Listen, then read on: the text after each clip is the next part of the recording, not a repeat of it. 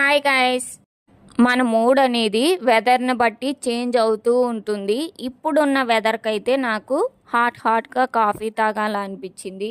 మనం కాఫీలోకి మామూలు షుగర్ వేసుకొనే కదండి తాగుతాం. నార్మల్గా ఎందుకు కొత్తగా ట్రై చేద్దాం హెల్దీగా అనేసి ఈ ప్లేస్కి అయితే వచ్చేసాము. అదే అండి తాటి బెల్లం కాఫీకి అయితే వచ్చేసాము. ఇక్కడ కాఫీతో పాటు నాకు కొత్తగా అనిపించింది ఏంటంటే హల్వా ఉందండి తాటి బెల్లంతో. అలాగే ఐస్ క్రీమ్ కూడా తాటి బెల్లంతోనే ప్రిపేర్ చేశారు. అవైతే నేను ట్రై చేయలేదు. ఓన్లీ కాఫీ ఒక్కటి మాత్రం తీసుకున్నాను. మామూలు షుగర్ వేసుకున్న కాఫీ కన్నా ఈ తాటి బెల్లం కాఫీ అయితే 100 టైమ్స్ చాలా టేస్టీగా ఉంది. మనకి టేస్ట్ హెల్దీకి హెల్దీ అండి. తాటి బెల్లం కాఫీ కానీ తాటి బెల్లంతో ఏ ఐటమ్ అయినా మనకి హెల్దీని. ఇక్కడ నేను ఇంకొక ఐటమ్ కూడా పర్చేజ్ చేశానండి, హెల్దీ స్నాక్. అదే మఖానా.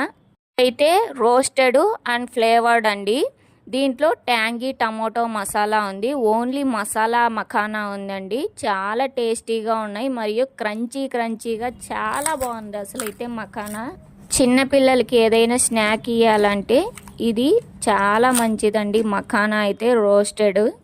ఈ తామర గింజల నుంచే మనకు మఖానా అనేది ప్రిపేర్ చేస్తారు. తామర గింజలు కాస్ట్ తక్కువ, దాని నుంచి వచ్చిన మఖానానే కాస్ట్ ఎక్కువ అండి.